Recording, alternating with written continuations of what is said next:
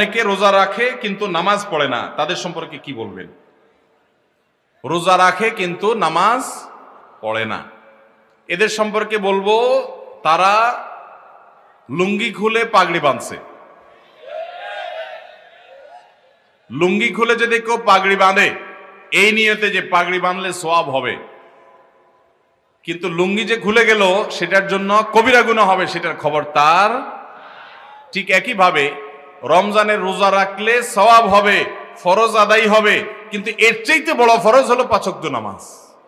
তা আপনি সেটাই যদি বাদ দিয়ে দেন তাহলে এই রোজা রাখলেন, তাহলে এর চাইতে বড়টা বাদ দিয়ে আপনি কম গুরুত্বপূর্ণটা করলেন। ওইটার তুলনায় এটাও ফরজ, কিন্তু ওইটার চাইতে কম গুরুত্বপূর্ণটারে গুরুত্ব দিলেন, আসলটারে গুরুত্ব দিলেন না।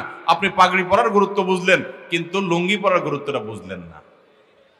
আল্লাহ আমাদেরকে লুঙ্গি পরার গুরুত্ব বুঝার তৌফিক দান করুন, নামাজের গুরুত্ব বুঝার তৌফিক দান করুন। অনেক ভাই আছে নামাজের গুরুত্ব তাদের কাছে, কিন্তু উনি রোজা রাখে। রোজা রাখে এটা ভালো কথা, কিন্তু তার চাইতে ভালো কথা হলো নামাজ আদায় করা। একজন রোজা রাখে নামাজ পড়ে না, এই লোক খারাপ।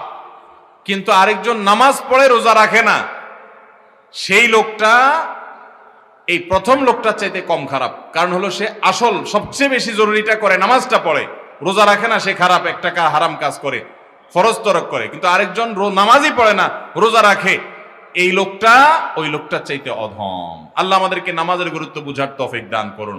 ঈমানের পর নামাজের চাইতে গুরুত্বপূর্ণ কোনো কাজ মুসলমানের কাছে থাকতে পারে